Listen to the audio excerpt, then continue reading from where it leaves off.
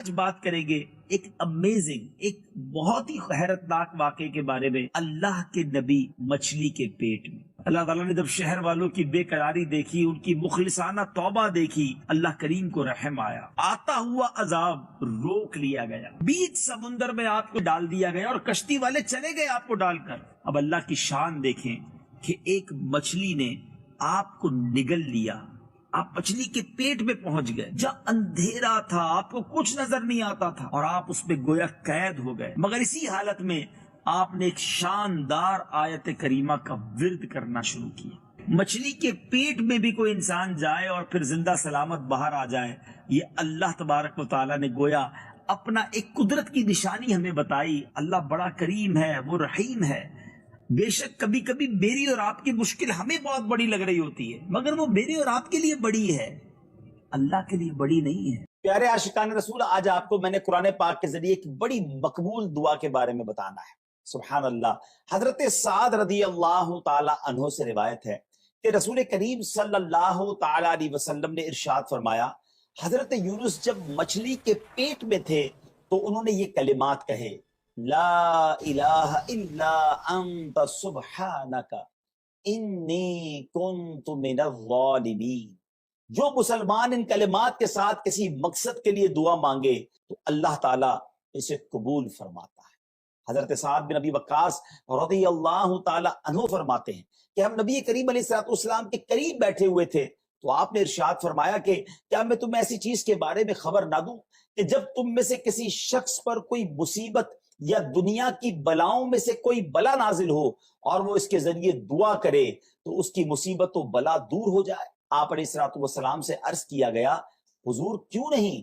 ارشاد فرمایا، وہ چیز حضرت یونس کی دعا لا الہ الا انت سبحانک انی کنت من الظالمین ہے۔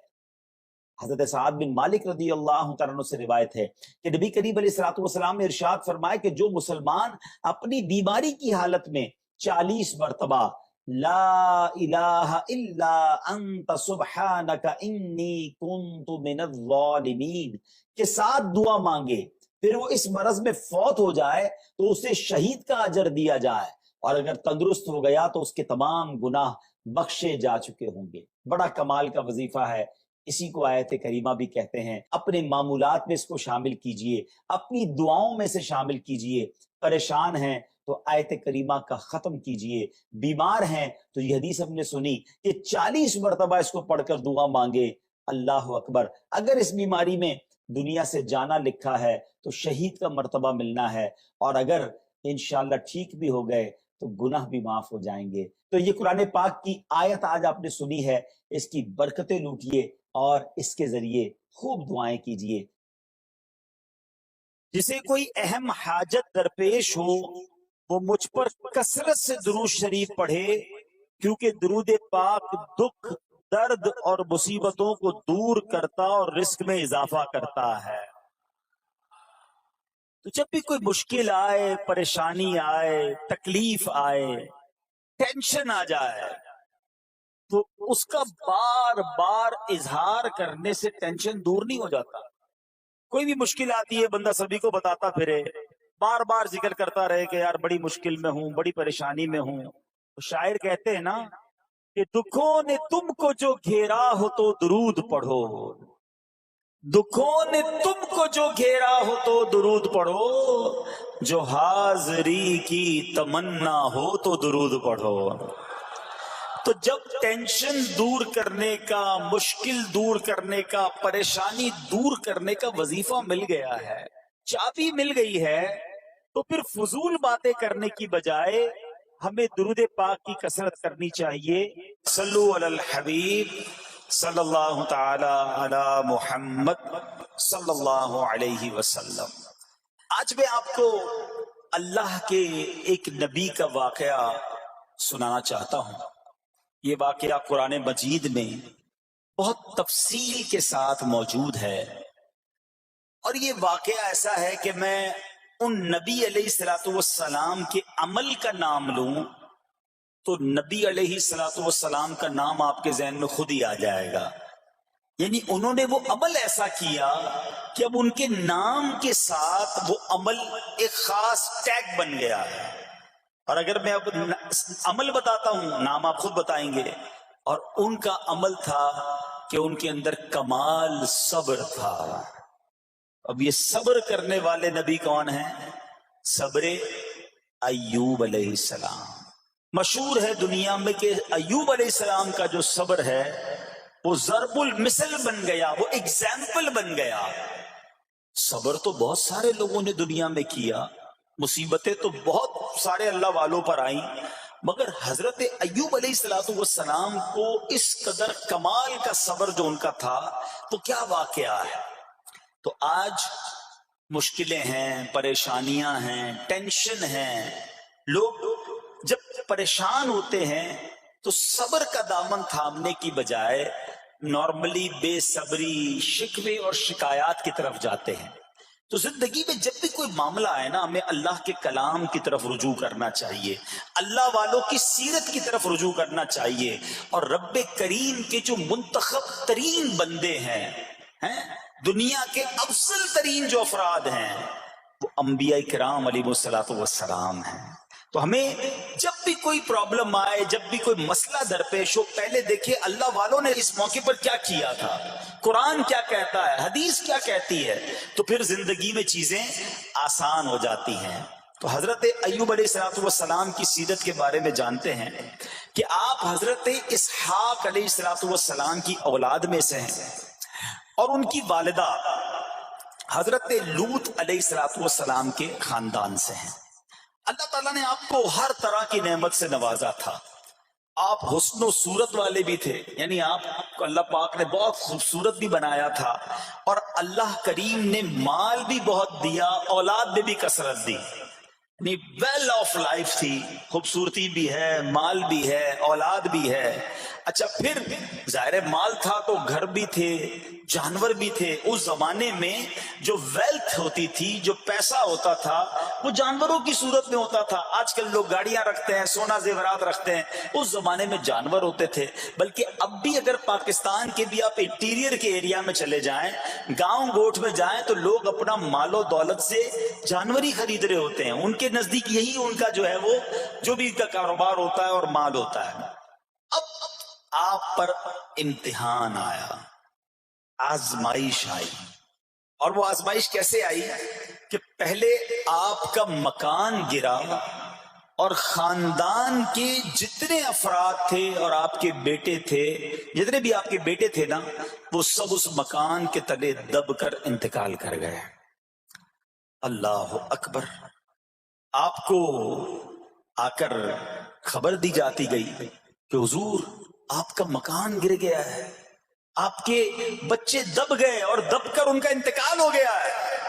آپ فرماتے تھے میرا کیا ہے، جس کا تھا اس نے لے لیا، جب تک اس نے مجھے دے رکھا تھا وہ میرے پاس تھا، جب اس نے چاہا اس نے واپس لے لیا. اسی نے دیا تھا نا. تھوڑی دیر بعد خبر آئی کہ آپ کے جتنے جانور تھے، ہزارہا اونٹ تھے، بکریاں تھی، ریوڑ کے ریوڑ تھے، سارے جانور جو ہیں وہ مر گئے. کسی نے آ کر کہا کہ اب آپ کی جتنی دولت تھی، جتنے جانور تھے، وہ بھی مر گئے. سبحان اللہ. آپ اللہ کا شکر بجا لاتے، کہتے یا اللہ جو رب کا تھا اس نے واپس لے لیا، اسی کا تھا، جتنی دیر چاہا میرے پاس رہا، واپس لے لیا اس نے. میں اپنے رب کی رضا پر راضی، میں اس امتحان پر راضی ہوں. اللہ اکبر. اب کیا ہوا کہ آپ کی تمام کھیتیاں اور جو باغات تھے، بہت بڑی زمینیں تھی، بڑے بڑے کھیت تھے، وہ بھی سارے کے سارے برباد ہو گئے. کسی نے پا کر بتایا کہ حضور اب تو کھیت بھی گئے، اب باغات بھی گئے. آپ نے فرمایا کہ جس کا تھا اس نے لے لیا، میں اس کی رضا پر راضی ہوں. جب تک میرے پاس تھا وہ میرے پاس تھا، اب رب نے واپس لینا چاہا تو اس نے لے لیا. اب he was empty handed، یعنی اب کچھ بھی نہیں تھا، نہ بچے ہیں، نہ مال ہے، نہ جانور ہے، نہ مکان ہے. मगर हजरत अय्यूब अलैहिस्सलाम की जबान पर फिर भी शुक्र है, अब भी शुक्र है, शिकवा नहीं है कि अल्लाह मैं तेरी रजा पर राजी हूं। लेकिन अभी इम्तिहान खत्म न हुआ था, और इस इम्तिहान के पीछे बाज मुफस्सिरीन ने एक और कौल भी नकल किया कि शैतान ने हजरत अय्यूब अलैहिस्सलाम को देखकर अल्लाह की बारगाह में कहा कि मौला, ये तेरा बंदा इसलिए तेरा शुक्रगुजार है कि तूने इसे बड़ा नवाजा है, बड़ा माल दिया है, औलाद दी है, घर दिया है। तो अब रब्बे करीम ने हजरत अय्यूब पर इम्तिहान भेजा ताकि पता चले कि मेरे नेक बंदे इम्तिहान के बाद भी सब्र करते हैं। लेकिन अब सब चला गया ना, तो शैतान ने कहा कि अभी जान तो बाकी है ना, सेहत तो बाकी है। अल्लाह अकबर, मजीद आजमाइश आई और ये हुआ कि आपको बीमार कर दिया गया। मुबारक जिस्म पर बड़े बड़े आबले पड़ गए, फोड़े जिसको कहते वो पड़ गए। उस हाल में आपके सारे दोस्त भी आपको छोड़ के चले गए। आजकल वैसे भी हाल ऐसा ही है जनाब, जब तक पैसा है, शोहरत है, आपके पास कोई माल है, तो आसपास बहुत सारे लोग होते हैं, मगर जब ये सब चीजें चली जाए ना, तो बाज औकात ऐसी कंडीशन में अपने और पराइयों की जांच भी हो जाती है कि अब कौन खड़ा है। दोस्ती माल के लिए थी, दोस्ती शोहरत के लिए थी, दोस्ती मनसब के लिए थी, या किसी की जात से वाकई खालिस दोस्ती थी। अब क्या हुआ, आपके सारे रिश्तेदार, सारे दोस्त भी दूर चले गए, सिवाय आपकी फर्मा बरदार ज़ौजा थी जिनका नाम था रहमत बिन इफ्राहिम, और ये हजरत यूसुफ अलैहिस्सलाम की पोती भी थी, अल्लाह के नबी की आल से थी। वो आपकी खिदमत करती रही। अब जिस्म पर फोड़े हैं, आबले हैं, एक बीवी है, न पैसा है, न माल है, न बच्चे हैं, वॉट एवर जो था सब खत्म, मगर जबान है कि उस पर फिर भी अल्लाह का जिक्र जारी है, फिर भी शुक्र जारी है, फिर भी सब्र है। बात करना आसान है जनाब, मुश्किल आए और सब्र करे बंदा। असल इम्तिहान ये है, ज़बां पर शिकवाए रंजो अलम लाया नहीं करते, ज़बां पर शिकवाए रंजो अलम लाया नहीं करते, नबी के नाम लेवा गम से घबराया नहीं करते। हम में से किसी पर ऐसी आजमाइश नहीं आई ना, छोटी मोटी आजमाइशें तो आती रहेंगी। एक बात याद रखना, ये जिंदगी की जो गाड़ी है ना, ये मसाइल के पहियों पर ही चलती है।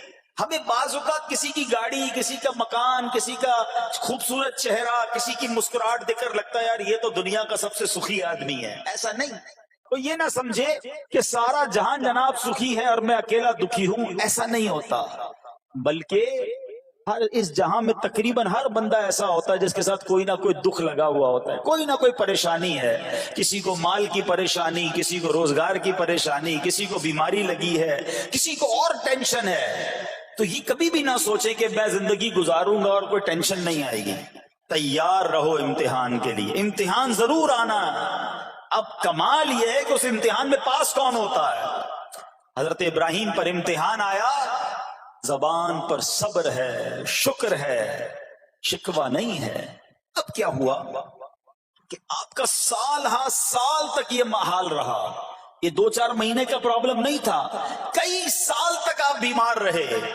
आपकी ज़ौजा जो है वो खिदमत करती रही।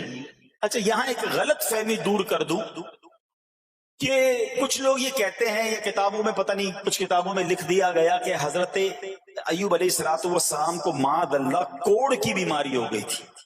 ऐसा बिल्कुल नहीं था, कोढ़ की बीमारी नहीं हुई थी, बल्कि ना कोढ़ हुआ ना जजाम हुआ। आपको जिस्म पर फोड़े फुंसियां जिनको कहते हैं, आबले निकल आए थे।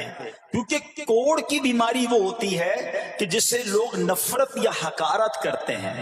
اللہ کے کسی بھی نبی کو کبھی بھی کوئی ایسی بیماری نہیں ہوئی جس کی وجہ سے لوگ اس سے حقارت یا نفرت کریں یا دور بھاگیں، کیونکہ اللہ نے ان نفوس قدسیہ کو، ان نیک بندوں کو، ان منتخب شخصیات کو لوگوں کی ہدایت کے لیے بھیجا ہے۔ ان کو کبھی کوئی ایسی چیز نہیں ہوئی کہ جس سے لوگ گھن کھا کر دور بھاگیں، تو یہ بالکل غلط ہے۔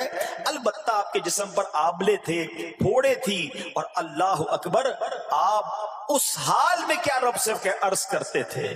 آپ عرض کرتے تھے، قرآن میں یہ الفاظ موجود ہیں، انی مسنی الضر وانت ارحم الراحمین۔ ترجمہ کیا ہے؟ مجھے تکلیف پہنچی اور تو سب مہر والوں سے بڑھ کر مہر والا ہے، رحم کرنے والوں میں سب سے بڑھ کر رحم کرنے والا ہے۔ یعنی اللہ کی بارگاہ میں یہ عرض کرتے تھے، یا اللہ تکلیف پہنچی ہے، رحم تو نے کرنا ہے، تو ارحم الراحمین ہے، زمانے سے نہیں کہتے تھے۔ یہاں ایک اور پرابلم ہے، میں کوئی مسئلہ ہوتا ہے، پرابلم آتی ہے، ہم ساری دنیا سے کہتے ہیں یہ مسئلہ ہو گیا، یہ پرابلم ہو گئی۔ نہیں، ساری دنیا میں سے کوئی آپ کا مسئلہ حل نہیں کر سکتا۔ اس سے بات کرو نا جو مسائل کو حل کرنے والا ہے، اس سے عرض کرو نا جو مصیبت کو دور کرنے والا ہے۔ ادھر ادھر جانے کی بجائے پرابلم یہ ہے، جب بھی مشکل آتی ہے ہم سب کے پاس جاتے ہیں، ہم رب کے پاس نہیں جاتے۔ جاؤ اس کے پاس جو حل المشکلات ہے، جو مصیبتوں کو حل کرنے والا ہے، اس کی بارگاہ میں فریاد کرو۔ وہ شاعر کتنی پیاری بات لکھتے ہیں نا، یہ بہت سارے لوگوں کے لیے درس ہے جو اپنی پرابلمز کے لیے دنیا والوں کے پاس جاتے ہیں۔ ارے اگر پکارنا ہے تو اللہ کی بارگاہ میں پکارو، التجا کرنی ہے تو اللہ کے حبیب سے عرض کرو نا۔ شاعر لکھتے ہیں، کسی کا احسان کیوں اٹھائیں، کسی کو حالات کیوں بتائیں، کسی کا احسان کیوں اٹھائیں، کسی کو حالات کیوں بتائیں، تمہیں سے مانگیں گے تم ہی دو گے، تمہارے در سے ہی لو لگی ہے۔ ہم اللہ کی بارگاہ میں عرض کریں، اللہ کے حبیب کی بارگاہ میں لو لگائیں۔ دنیا والوں کے پاس کچھ نہیں رکھا، لیکن ہم دنیا والوں کو بتا کر اپنے صبر کا ثواب بھی ضائع کر دیتے ہیں۔ دیکھو حضرت ایوب علیہ السلام کا صبر، کسی سے نہ کہا، اللہ کی بارگاہ میں عرض کرتے رہے۔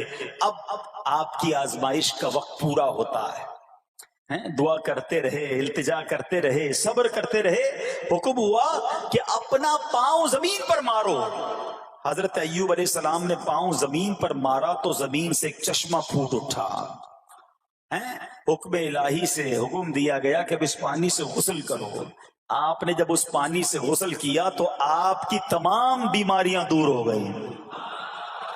پھر آپ 40 قدم چلے، دوبارہ زمین پر قدم مارنے کا حکم دیا۔ قدم مارتے ہی ایک اور خوبصورت لذیذ ٹھنڈے پانی کا چشمہ نمودار ہوا۔ پانی ٹھنڈا، میٹھا اور لذیذ تھا۔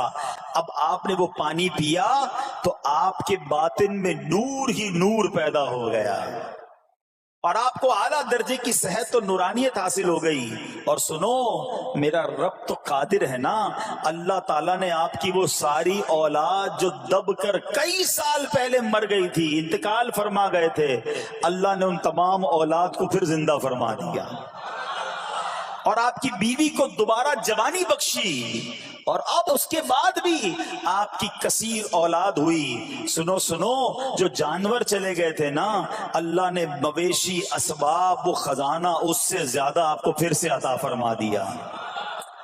صبر کیا تھا نا۔ ان اللہ مع الصابرین۔ اچھا، یاد سب کو ہے یہ آیت، بچپن سے یاد ہے، اللہ صابروں کے ساتھ ہے، صبر کرنے والوں کے ساتھ ہے، مگر صبر کرنا نہیں ہے۔ امتحان آنا ہے تو صبر کرنا نہیں ہے، آیت سب کو پتا ہے۔ اچھا، جس کے ساتھ پرابلم ہو جائے نا، اس کو بھی بندہ درس دینے جا رہا ہوتا ہے، بھائی صبر کرنا، اللہ آپ کو صبر دے، لیکن جب اس پر امتحان آتا تو یہ صبر کرتا نہیں ہے۔ دوسروں کو درس دے رہا تھا، آج تیری باری آئی ہے نا، اس صبر کا دامن نہ چھوڑیں۔ میں آپ کو ایک بات سوال پوچھنا چاہتا ہوں، آج کل ہم بڑے لوگوں سے تعلقات کیوں بنانے کی کوشش کرتے ہیں؟ یار جب کوئی مشکل ٹائم آئے گا نا تو یہ بندہ کام آئے گا، یہ پیسے والا دوست ہے، یہ اس کے تعلقات بہت ہیں، اس کی گورنمنٹ میں بات ہے، اس کی وکیلوں میں بات ہے، 4-5 ایسے دوست ہونے چاہیے۔ یہ ڈاکٹروں کے اندر بڑی اچھی اس کی دوستی ہے، کوئی ڈاکٹر کا بھی کام آئے گا تو یہ بندہ کام آ جائے گا۔ ہم دنیا والوں سے تعلقات اس لیے بناتے ہیں تاکہ یار مصیبت آئے تو یہ بندہ کام آئے. اور نارملی اکثر ایسا ہوتا ہے کہ جس سے امید رکھی ہوتی ہے مصیبت کے وقت وہ غائب ہو جاتا ہے. لیکن رب خود قرآن میں فرما رہا ہے ان اللہ مع الصابرین، صبر کر لو اللہ کی رحمت تمہارے ساتھ ہو جائے گی. اب میں آپ سے سوال کرتا ہوں، دنیا کے تعلقات ہوں یہ ضروری ہے یا یہ فائدے مند ہے، یا بندہ صبر کر لے تو اللہ کی رحمت ساتھ ہو جائے سارے غم ویسے ہی دور ہو جائیں گے؟ صبر اس کو نہیں چھوڑنا ہے. تو حضرت ایوب علیہ السلام کی زندگی میں ایک اور واقعہ یہ ہوا کہ جب آپ بیمار تھے، آپ کو پتہ جب بندہ بیمار ہوتا ہے تو بعض اوقات اس کی طبیعت میں کیفیات بھی ہوتی ہیں. تو آپ نے اپنی زوجہ کو پکارا تو آپ کی زوجہ کچھ دیر میں حاضر ہوئی. تو آپ نے جلال میں آ کر اس کو 100 درے، اپنی زوجہ کو 100 کوڑے مارنے کی قسم کھا لی. اب جب صحت آ گئی تو قسم تو آپ نے کھائی ہوئی تھی، تو اب کیا کرتے؟ اس بیوی نے تو خدمت بھی بہت کی تھی، اب اسے کوئی خاص کیفیت تھی، آپ نے قسم اٹھا لی تھی. سبحان اللہ، ایوب علیہ السلام کو اللہ کریم نے قرآن میں کیا حکم دیا کہ اے ایوب آپ ایک یعنی 100 جس کو کہتے ہیں تنکے، 100 تنکوں والی جھاڑو لیں اور اس جھاڑو کو ایک مرتبہ اپنی بیوی کو مار دیجئے تو آپ کی قسم جو ہے وہ پوری ہو جائے گی. یعنی قسم کا کفارہ نہیں دینا ہوگا. اللہ اکبر. اللہ نے اس نبی علیہ السلام کی فرما بردار بیوی کی جو سزا تھی یا جو معاملہ تھا اس کو کتنا آسان فرما دیا. تو رب کریم نے قرآن مجید فرقان حمید میں اس کو کس طرح بیان فرمایا، وَخُذْ بِيَدِكَ ضِغْثًا فَاضْرِب بِهِ وَلَا تَحْنَثْ، فرمایا کہ اپنے ہاتھ میں ایک جھاڑو لے کر اسے مار دے اور قسم نہ توڑ. اِنَّا وَجَدْنَاهُ صَابِرًا، فرمایا ہم نے اسے صابر پایا. نعم العبد، کیا اچھا بندہ. انہو اواب، بے شک وہ بہت رجوع لانے والا ہے. ارے آج دنیا کسی کو کہے یہ صبر والا ہے، حضرت ایوب کی شان دیکھو کہ رب فرما رہا ہے قرآن میں انا وجدناہ صابرا، اور ہم نے ایوب کو صبر کرنے والا پایا، صابر پایا. اللہ حضرت ایوب کے صبر کے صدقے ہمیں بھی صابرین میں شامل فرما لے. اللہ اکبر، سبحان اللہ. اور رب کریم نے جو اواب فرمایا، علماء کہتے ہیں کہ یہ اواب کے لاجواب خطاب کو جو آپ کے سر مبارک پر ایک تاج کی طرح رکھ دیا گیا، کیونکہ اواب کے معنی کیا ہے؟ انہو اواب، بے شک وہ بہت رجوع لانے والا ہے. اللہ اکبر. صبر کیا تو رب نے کیسے کیسے القاب جو ہیں وہ قرآن میں عطا فرمائے. یہاں ایک اور بات بھی سیکھنے والی ہے کہ حضرت ایوب علیہ السلام کے صبر کا کمال یہ ہے کہ قرآن میں ذکر آ گیا. آپ صبح قیامت تک حافظ تلاوت کریں گے، تراویح میں قرآن پڑھا جائے گا. جب بھی قرآن کی تلاوت دنیا کے کونے کونے میں کی جائے گی، قیامت تک حضرت ایوب کے صبر کا ذکر ہوتا رہے گا. جب آپ صبر کرتے ہیں اللہ رسول کو راضی کر لیتے ہیں، اللہ ان ناموں کو بلند فرما دیتا ہے. بہرحال میرے پیارے اسلامی بھائیوں، اب یہاں تھوڑا سا ایک شرعی مسئلہ بھی سمجھ لیں. بعض اوقات کا آپ لفظ سنتے ہیں ہیلا. اچھا، کچھ لوگ جب یہ لفظ ہیلا سنتے ہیں تو کنفیوز ہو جاتے ہیں، یار یہ کیا، ایک کام کرنا تھا اس کو ایک اور طریقے سے کر دیا، ہمیں سمجھ نہیں آ رہا. عجیب عجیب سی لوگ باتیں کرتے ہیں. سبحان اللہ. علماء فرماتے ہیں پہلے ہیلے کا مسئلہ سمجھ لیں. فتاوی عالمگیری میں ہے جو ہیلا کسی کا حق مارنے یا اس میں شبہ پیدا کرنے یا باطل ذریعے سے فریب دینے کے لیے کیا جائے وہ مکروہ ہے. اور جو ہیلا اس لیے کیا جائے کہ آدمی حرام سے بچ جائے یا حلال کو حاصل کر لے وہ اچھا ہے. انما الاعمال بالنیات، غلط نیت سے ہیلا کہ کسی کا حق دبا لوں یا معاذ اللہ زکوٰۃ ادا ہی نہ کرنی پڑے، تو اللہ کو کوئی دھوکہ نہیں دے سکتا. اللہ دیکھ رہا ہے کہ اس کی نیت کیا ہے. لیکن ہیلا اس لیے ہے کہ حرام سے بچ جائے، حلال حاصل کر لیا جائے، تو اس کی جو جواز کی صورتیں ہیں علماء نے فرمائی یہ آیت اس میں دلیل ہے. اور آیت کیا تھی؟ وَخُذْ بِيَدِكَ ضِغْثًا فَاضْرِبْ بِهِ وَلَا تَحْنَثْ، اور فرمایا اپنے ہاتھ سے ایک جھاڑو لے کر اسے مار دو اور قسم نہ توڑو. قسم تو 100 کوڑے مارنے کی تھی، اللہ کریم نے آسانی کا راستہ بتایا. ہاں ایک بات یاد رہے، یہ بڑی امپورٹنٹ بات کرنے جا رہا ہوں کہ مفتیان کرام، قابل اعتماد مفتیان کرام سے رہنمائی لے کر ہم جیسے لوگوں کو، عوام الناس کو کوئی ہیلا اپنے طور پہ نہیں کر لینا چاہیے. ہاں کیونکہ بعض ہیلوں کی شرعی طور پر اجازت نہیں ہوتی، اور بعض اوقات ہیلا کرنے میں ایسی غلطی لوگ کر جاتے ہیں جن کی وجہ سے ہیلا ہوتا ہی نہیں ہے. تو یہاں صرف آپ کو دلیل بتانا تھا، باقی اگر کسی قسم کا کوئی شرعی ہیلا کرنا ہے تو قابل اعتماد مفتیان کرام سے رجوع کیا جائے. سبحان اللہ. اب حضرت ایوب علیہ السلام کے صبر کی بات ہوئی ہے نا، اللہ نے پتہ ہے آپ کو کتنا مقام عطا فرمایا کہ نبی کریم صلی اللہ تعالی علیہ وآلہ وسلم نے ارشاد فرمایا حضرت ایوب لوگوں میں سب سے بڑھ کر عالم، صابر اور غصہ پینے والے تھے. حضرت ابن مسعود رضی اللہ تعالیٰ عنہ سے مروی ہے کہ حضرت ایوب علیہ السلام قیامت کے دن صبر کرنے والوں کے سردار ہوں گے. ہاں صبر کرنے والوں کے بھی سردار ہوں گے. اچھا بعض اوقات ہوتا کیا ہے، اچانک کوئی پرابلم آ گئی، کہیں آگ لگ گئی، گاڑی میں نقصان ہو گیا، پیسے چوری ہو گئے، موبائل چوری ہو گیا، کوئی چیز میں نقصان ہو گیا، کاروبار میں نقصان ہو گیا، صحت خراب ہوئی. بندہ کہتا ہے یار یہ میرے ساتھ کیوں ہوا ہے، میں نے ایسا کیا کیا ہے. بعض اوقات زبان سے شکوے، شکایت، حالانکہ قرآن مجید فرقان حمید نے تو پہلے ہی ہمیں بتا دیا ہے. ہمارا پرابلم پتہ ہی کیا ہے، ہم بہت ساری باتیں جانتے ہیں دنیا کی، قرآن و حدیث پڑھتے نہیں ہیں تو مینٹلی پریپیئرڈ نہیں رہتے. کیا فرمایا؟ ضرور آزمائیں گے، تیار رہو، دیر از ایگزامینیشن. اچھا آزمائش کن کی چیزوں کی ہوگی؟ سبحان اللہ. قرآن نے لسٹ بھی دے دی ہے کہ آزمائش کیا ہوگی. فرمایا کچھ ڈر سے، اچانک خوف آ جاتا ہے نا، کوئی دشمن آ جاتا ہے، کوئی دھمکی دے رہا ہوتا ہے، اچانک حالات خراب ہو جاتے ہیں، دل میں خوف بیٹھ جاتا ہے. پھر فرمایا بھوک سے، مال کم ہو گیا، تنگی آ گئی تو بھوک سے. پھر فرمایا کچھ مالوں اور جانوں اور پھلوں کی کمی سے. کبھی کاروبار میں نقصان ہوگا، کبھی کسی کے باغات ہے تو باغ فصل اجڑ سکتی ہے، آپ کو کوئی نقصان ہو سکتا ہے، کسی جگہ آگ لگ سکتی ہے، اور جانوں کی کمی سے بیماری بھی آ سکتی ہے. مگر آگے کیا فرمایا؟ وَبَشِّرِ الصَّابِرِينَ، خوشخبری سنا ان صبر والوں کو. اور جب سبحان اللہ یہ ایگزام آتا ہے نا، جو اس ایگزام سے نکل جاتا ہے تو رب نے فرمایا خوشخبری ہے. اللہ اکبر. ہم نے زندگی میں دیکھا ہے جس نے مصیبت پر صبر کیا، اللہ کی رضا پر راضی رہا، اللہ نے مشکل سے بھی نکالا اور پہلے سے اسے زیادہ عطا فرما دیا. ہمارا پرابلم ہی ہم ٹیسٹ میں فیل ہو جاتے ہیں. جیسے ہی امتحان شروع ہوا، واویلا شروع، شور شروع، شکوے شروع. سب کو بتانا ہے، حالانکہ کر کوئی نہیں سکتا لیکن سب کو بتائیں گے. نہ کرو ایسا، میں جانوں میرا رب جانے، مجھے کیوں کسی کو بتانا. ہاں وہ کریم ہے، وہ دیکھ رہا ہے کہ میرا بندہ صبر کر رہا ہے. سبحان اللہ. حضرت سیدنا امام ابو جعفر محمد بن جریر طبری تفسیر طبری میں اس آیت مبارک کے تحت فرماتے ہیں یعنی ہم تمہیں دشمن کے خوف، قحط سالی، شدید بھوک و فقر و فاقہ، فصلوں کی کمی، مقاصد کے حصول میں مشکلات، کفار سے جنگ کے دوران افرادی قوت میں کمی اور اہل و عیال کی موت وغیرہ کے ذریعے آزمائیں گے.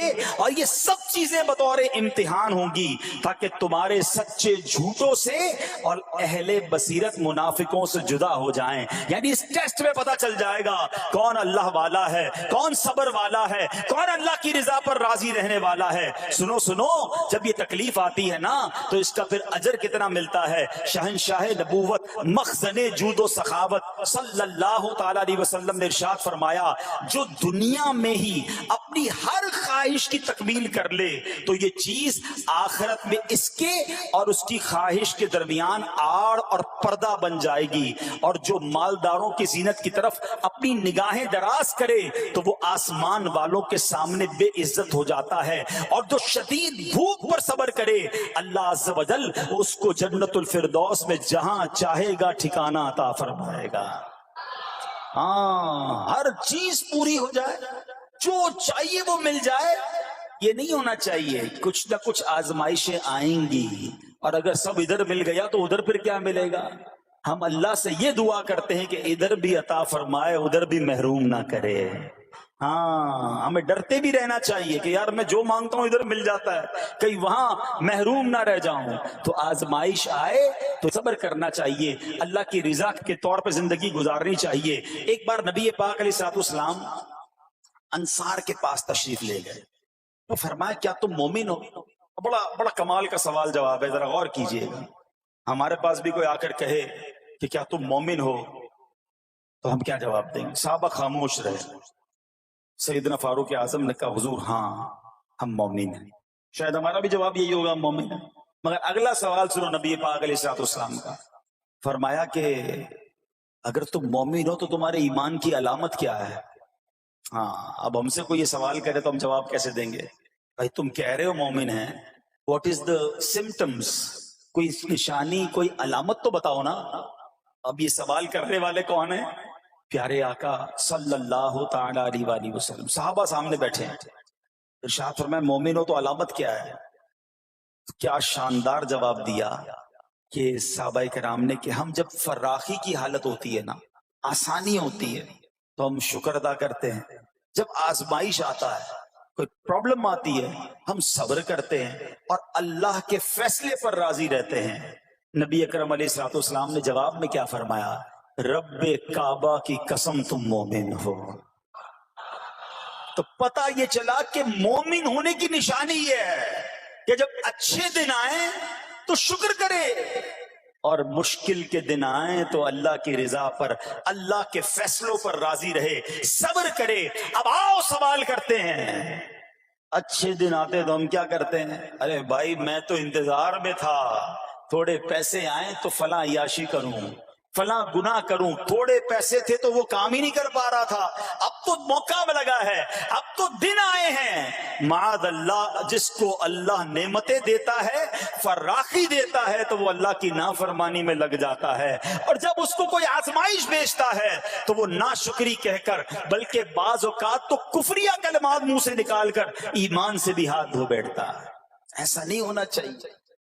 عقل مند وہ ہے، یاد رکھنا کہ رب جتنی عطائیں بڑھائے ہم اتنے سجدے بڑھائیں، ہم اتنے صدقے بڑھائیں۔ دیکھو نا دنیا میں کیا ہوتا ہے، آپ کو کوئی تحفہ دے، آپ کیا کہتے ہیں؟ شکریہ، جزاک اللہ۔ دوبارہ تحفہ دے، آپ کہتے ہیں بہت مہربانی۔ تیسری بار دے، بندہ کہ یار یہ تو مجھ پر کتنا مہربان ہے۔ اتنی مہربانیاں، ناراض نہیں ہونا چاہیے۔ جو تمہیں دنیا میں 2-4 تحفے دے دے، تم اسے ناراض نہیں کرنا چاہتے۔ جب سے میں پیدا ہوا، جب سے وہ نواز رہا ہے، وہ ناراض نہ ہو جائے اس کا کوئی خیال نہیں، وہ دیے جا رہا ہے۔ ہم تو دیکھتے ہیں نا، بندہ غریب ہوتا ہے تھوڑے گناہ، جیسے جیسے امیر ہوتا گیا اس کے پر پرزے نکلنا شروع ہو جاتے ہیں، مسجد سے دور، نمازوں سے دور، معاذ اللہ حرام کاموں میں پڑ جاتا ہے۔ ارے اللہ کے بندے، تجھے رب نواز رہا ہے، تیرے تو سجدے بڑھنے چاہیے تھے۔ لیکن ہوتا کیا ہے، وہ عطائیں بڑھاتا ہے، لوگ خطائیں بڑھاتے ہیں۔ نہ کرو ایسا۔ جب فراخی ہو، جب اللہ کی طرف سے آسانی ہو تو شکر ہو، اور جب آزمائش آئے تو صبر ہو۔ یہی مومن کی نشانی ہے، اور اللہ سے دعا کرتے ہیں کہ اللہ کریم ہمیں اپنے شکر گزار اور صبر کرنے والے بندوں میں شامل فرما لے۔ اور یقین کریں صبر کا جو پھل ہے نا، وہ کہتے ہیں نا صبر کا پھل میٹھا، اوہ بالکل ٹھیک کہا، بلکہ بہت میٹھا ہے۔ سنو، اللہ عز و جل فرماتا ہے کہ جب میں کسی بندے کو بیماری میں مبتلا کروں، ہو سکتا ہے یہاں بھی میرا کوئی بھائی بیمار بیٹھا ہو، مدنی چینل کے ناظرین میں سے کوئی بیمار بیٹھا ہو، دیکھو بیماری آئے نا، شکوہ مت کرنا، صبر کرنا۔ فضیلت سنو، حدیث قدسی ہے، اللہ فرماتا ہے جب میں اپنے کسی بندے کو بیماری میں مبتلا کروں اور وہ اس پر صبر کرے، کسی سے شکایت نہ کرے، تو میں اس کے گوشت کو اچھے گوشت سے اور اس کے خون کو اچھے خون سے بدل دیتا ہوں۔ پھر اگر اسے شفا دیتا ہوں تو ایسی شفا دیتا ہوں کہ اس کے نامہ اعمال میں کوئی گناہ نہیں رہتا، اور اگر میں اسے دنیا سے اٹھا لوں تو اسے اپنی رحمت کاملہ کے سائے میں لے جاتا ہوں۔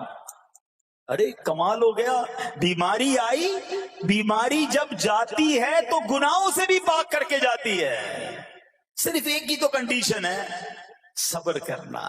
بیماری آئی، صبر کرنا، ہاں کسی سے بات نہ کریں، شکوہ نہ کریں، اللہ کی بارگاہ میں عرض کریں مولا تیری مہربانی، ہاتھ میں درد ہے باقی جسم تو سلامت ہے، اے اللہ آنکھ میں درد ہے باقی جسم تو سلامت ہے، اے اللہ گردوں میں پرابلم ہے میرا باقی جسم تو سلامت ہے، یہ بھی تیری مہربانی ہے۔ اللہ کرے کہ ہم شکر گزار بندے بن جائیں، کیونکہ یہ بیماری تو ہمارے گناہ معاف کروانے آئی تھی، مگر افسوس یہ ہے کہ جو گناہ معاف کروانے والا کام ہمارے ساتھ ہوا اس میں بھی ہم نے اللہ کو ناراض کر دیا اور شکوے شکایات کی۔ سنو سنو، اس نے اخلاق کے پیکر نبیوں کے تاجور صلی اللہ تعالی علیہ وسلم نے ارشاد فرمایا، ابھی تو صرف بیماری کی بات ہوئی نا، اب آؤ اگر کسی کو کاروبار میں نقصان ہو گیا، کسی کے پیسے کم ہو گئے، کسی کی جان و مال کا کوئی نقصان ہوا، کوئی آگ وغیرہ لگ گئی، سنو اللہ کے حبیب علیہ الصلوۃ والسلام فرماتے ہیں کہ اللہ ارشاد فرماتا ہے، پھر حدیث قدسی ہے کہ جب میں اپنے کسی بندے کے بدن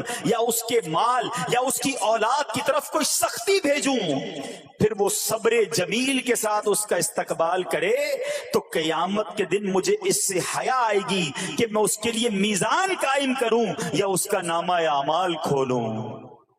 ہائے ہائے ہائے، سمجھتے ہو اس کا مطلب؟ اللہ فرما رہا ہے مجھے حیا آئے گی کہ اپنے بندے سے اب کیا حساب لوں۔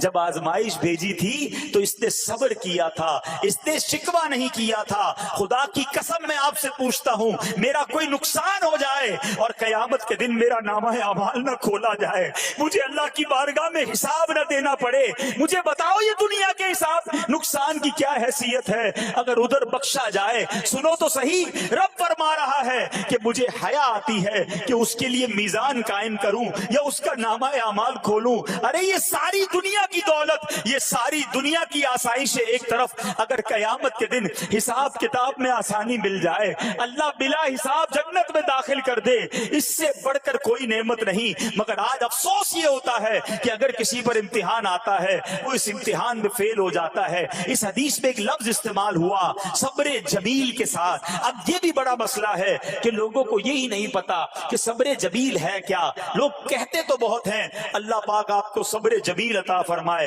اب اس سے پوچھو بھائی صبر جمیل کی تعریف کیا ہے، تو پھر تعریف نہیں پتا ہوتی۔ یہ کسی جمیل بھائی کا صبر نہیں ہے کہ جس کو صبر جمیل کہا جاتا ہے۔ صبر جمیل کی تعریف سمجھو۔ علماء کہتے ہیں کسی مصیبت زدہ اور غیر مصیبت زدہ کو برابر میں دیکھو، مگر دونوں میں کوئی فرق نظر نہ آئے، یعنی چہرہ بھی نہ بتائے کہ وہ کسی مشکل میں ہے، اس کی عادتیں بھی نہ بتائیں کہ وہ کسی پرابلم میں ہے، یعنی اس کو دیکھ کر پتہ ہی نہ چلے کہ وہ بڑی مشکل میں ہے۔ فرمایا یہ ہے صبر جمیل۔ مگر آج ہمارا حال یہ ہے، ہمارا چہرہ بتا دیتا ہے بھائی خیر تو ہے، بڑی ٹینشن میں ہو، ہاں یار کیا کروں بس موبائل ٹوٹ گیا، ارے بھائی بڑی چہرے پہ بڑی ہوائیاں اڑ رہی ہیں، بس کیا کروں جناب آج 5,000 روپے کھو گئے۔ 5,000 روپے کھو جائیں، چھوٹا سا نقصان ہو جائے، ہمارا چہرہ بتا دیتا ہے کہ ہمارے ساتھ کوئی معاملہ ہوا ہے۔ صبر جمیل یہ ہے کہ دیکھ کر کوئی پہچان ہی نہ سکے کہ یہ بندہ کتنی مشکل میں ہے، چاہے اندر کتنی تکلیف میں ہو، دنیا والوں کو نہ بتائے، کیونکہ وہ رب کا بندہ ہے، وہ اللہ کی بارگاہ میں فریاد کرے۔ یہ صبر جمیل ہے اور اللہ اسے ہم سب کو نصیب فرمائے۔ ہاں یہ بڑی کمال کی بات ہے۔ ہم کیا کرتے ہیں، سارے جہان کو بتاتے ہیں، اچھا پھر آخر میں لوگ کہتے بھی ہیں، جب پورے محلے کو بتا دیا نا پھر اس کے بعد کہتے ہیں بس کیا کریں بھائی صبر ہی کر رہے ہیں۔ اب آپ صبر نہیں کر رہے حضرت، ہاں آپ کا صبر چلا گیا، آپ نے ساری دنیا کو تو بتا دیا۔ صبر یہ ہے کہ صبر پہلے صدمے پر ہوتا ہے، جیسے ہی آپ کو کوئی صدمہ لگا نا، اب آپ جانے رب جانے، نہ بتائیں کسی کو، ٹھیک ہے، وہ الگ بات ہے، آپ کسی کو دعا کے لیے کہہ دیں، لیکن بڑا نقصان ہو گیا، بڑی مشکل ہو گئی، بڑی پریشانی ہو گئی، اس سے حل تو کوئی نہیں ہونا۔ اچھا، ہمارا ماجرا ایک اور بھی بڑا عجیب ہے، مشکل ہو جائے تو سب کو بتاتے ہیں، آسانی ہو جائے تو پھر کسی کو نہیں بتاتے ہیں۔ 5,000 کا نقصان سارے محلے کو پتا ہے، 50,000 کا فائدہ ہوا پھر کسی کو بتایا آپ نے؟ نہیں نہیں یار، بتاؤں گا تو نظر لگ جائے گی، گھر والوں کو تو بالکل بھی نہیں بتاؤں گا، خرچہ بڑھا دیں گے۔ گھر والوں کو ساری ٹینشن کی خبریں جا کے دے رہے ہوتے ہیں، مارکیٹ میں بڑا نقصان ہو گیا، آج بڑا مندہ ہے، ارے بھائی کاروبار بالکل نہیں ہے، تاکہ گھر والوں کا خرچہ روک سکے۔ اور جیسے ہی کاروبار اچھا ہو گیا، گھر جاتے پھر بھی وہی والا منہ بنا لیتے ہیں، تاکہ ان کو پتا نہ چلے میں بڑے پیسے کمانے لگا ہوں۔ یہ نہ کیا کریں۔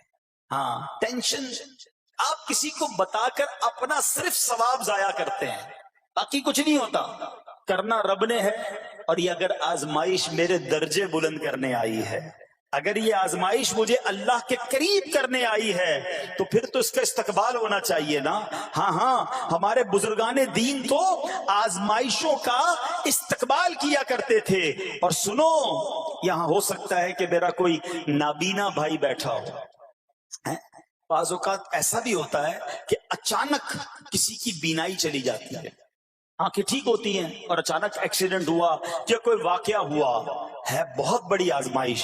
اللہ اس آزمائش سے ہمیں محفوظ رکھے۔ مگر دیکھو میرے رب کی شان دیکھو، جب بھی کوئی تکلیف آتی ہے نا، بندہ صبر کرے، اس تکلیف کا اجر تیار ہے، اس کا کمال سے اس کی رحمت تیار ہے، رحمت کی برسات تیار ہے۔ سنو، اللہ فرماتا ہے کہ اے جبرائیل، جب میں اپنی کسی بندے کی بینائی لے لوں تو اس کا اجر یہ ہے کہ میں اسے اپنے دیدار سے مشرف فرماؤں گا۔ ہاں، آنکھیں گئی ہیں مگر اللہ فرماتا ہے میں اپنا دیدار کرواؤں گا، بس صرف صبر کرنا ہے۔ اسی طرح میرے پیارے اسلامی بھائیوں، بعض لوگوں کے یہاں بچے کا انتقال ہو جاتا ہے، چھوٹے چھوٹے بچوں کا انتقال ہو جاتا ہے، یا بعض اوقات پیدائشی بچہ مرا ہوا ہوتا ہے، پیدا اس کا انتقال ہو جاتا ہے، یا بعض اوقات ولادت سے پہلے ہی بچہ ضائع ہو جاتا ہے، بہت شور، بڑا واویلا، بڑا رونا پیٹنا گھروں میں ہوتا ہے۔ مت کیا کرو ایسا، یقین کریں یہ بہت بڑا انعام تمہیں ملنے جا رہا ہے۔ ایسا نہ ہو یہ رونا پیٹنا، یہ بے صبری، یہ اللہ کی بارگاہ میں شکوے شکایات، اتنے بڑے تم اجر سے محروم رہ جاؤ۔ سنو، اللہ کے آخری نبی صلی اللہ تعالی علیہ وسلم نے فرمایا، جس مسلمان جوڑے کے 3 بچے انتقال کر جائیں، اللہ عز و جل ان بچوں پر فضل و رحمت کرتے ہوئے ان دونوں یعنی ماں باپ کو جنت میں داخل فرمائے گا۔ صحابہ کرام نے عرض کی کسی کے 2 بچے، فرمایا 2 بچے بھی، پھر عرض کی اور 1، فرمایا 1 بھی، پھر فرمایا اس ذات کی قسم جس کے قبضہ قدرت میں میری جان ہے، جس عورت کا کچا بچہ فوت ہو جائے یعنی حمل ضائع ہو جائے اور وہ اس پر صبر کرے تو وہ بچہ اپنی ماں کو اپنی ناف کے ذریعے کھینچتا ہوا جنت میں لے جائے گا۔ یہ تو جنت کا ٹکٹ تھا، مگر شکوے شکایات، الامان والافیز، گھر میں موت، میت کو نقصان ہو جائے، ہماری عورتیں، ہمارے گھر کے افراد وہ واویلا کرتے ہیں۔ معاذ اللہ، بعض اوقات تو کفریہ کلمات زبان پر ہوتے ہیں، معاذ اللہ ثم معاذ اللہ، کہتے کہ اللہ کو ہمارا ہی گھر ملا تھا، اتنے چھوٹے بچے کا کیا قصور تھا؟ استغفر اللہ۔ یہ تمہارے جملے، ایک تو گھر میں مصیبت پہلے ہی آئی ہوئی ہے اور تم اللہ پر اعتراض کر کے معاذ اللہ، اللہ کو ظالم کہہ کے اپنا ایمان بھی ضائع کر بیٹھے، یہ تو اس سے بڑی مصیبت ہو گئی نا۔ تو نہ کریں ایسا، سیکھو۔ آج میں نے آپ کے سامنے حضرت ایوب علیہ السلام کی سیرت اور قرآنی واقعہ بیان کیا کہ سب کچھ چلا گیا مگر وہ اللہ کی رضا پر راضی تھے، رب نے انہیں صبر کرنے والا بندہ بھی فرمایا اور ساری نعمتیں پہلے سے زیادہ عطا فرما دی۔ ہاں، بالکل نوازا جائے گا، صبر کا دامن اگر نہ چھوڑیں۔ سنو، ہمارے اسلاف کیسے صبر کرتے تھے۔ حضرت سیدنا فتح موصلی رحمت اللہ تعالی علیہ کی زوجہ محترمہ رضی اللہ تعالی عنہا کا پاؤں پھسل گیا اور ان کا ناخن ٹوٹ گیا، وہ مسکرانے لگی۔ اللہ اکبر، کبھی کبھی ہمارا بھی ناخن ٹوٹا ہوگا، بہت تکلیف ہوتی ہے، ناخن ٹوٹے تو جان نکل جاتی ہے، مگر آپ مسکرانے لگی۔ کسی نے پوچھا کہ آپ کو ناخن ٹوٹنے کا درد نہیں ہوا، آپ مسکرا رہی ہیں؟ تو فرماتی ہیں کہ اس درد پر جو ثواب ملے گا نا، مجھے درد پر صبر کروں گی اور جو مجھے اس پر ثواب ملے گا تو اس ثواب کے تصور نے میرے درد کی تلخی کو دور کر دیا۔ ہائے ہائے ہائے، یہ ہیں اللہ والے۔ ہاں، صبر کرنا کوئی ان سے سیکھے۔ میرے پیارے اسلامی بھائیوں، احادیث میں، روایتوں میں یہ مضمون ملتا ہے کہ اللہ کریم کی بارگاہ میں بندے کا کوئی درجہ رکھا ہوتا ہے، یعنی اللہ کی رضا یہ کہ بندہ اس سٹیج تک پہنچ جائے، اس درجے تک پہنچے، مگر وہ نماز کے ذریعے، روزوں کے ذریعے، عبادتوں کے ذریعے اس درجے تک نہیں پہنچتا۔ پھر اللہ اس پر آزمائش بھیجتا ہے کہ میرا بندہ صبر کر لے تاکہ صبر کر کے اس درجے کو حاصل کر لے۔ ہائے ہائے، یعنی مجھ پر کوئی آزمائش آئی تھی میرے درجے بڑھانے، مگر ہائے میری بے صبری کہ میں نے وہ درجہ پانے کا موقع ضائع کر دیا، میں نے وہ ثواب پانے کا موقع ضائع کر دیا۔ خدا را یاد رکھنا، اگر کسی آزمائش سے گزر رہے ہو تب بھی، اور اگر آئندہ کوئی آزمائش آئے، صبر کا دامن نہ چھوڑنا، یہ تصور کر لینا کہ یہ میرے گناہ معاف کرنے کا ذریعہ بن رہا ہے، یہ میرے درجے بڑھانے کا ذریعہ بن رہا ہے۔ اور سنو، جب مصیبت آئے تو پڑھنا کیا ہے؟ رسول اللہ صلی اللہ تعالی علیہ وآلہ وسلم نے فرمایا، جو مصیبت کے وقت انا للہ و انا الیہ راجعون کہتا ہے تو اللہ عز و جل اس کی پریشانی دور فرما دیتا ہے اور اس کے کام کا انجام اچھا فرماتا ہے۔ اور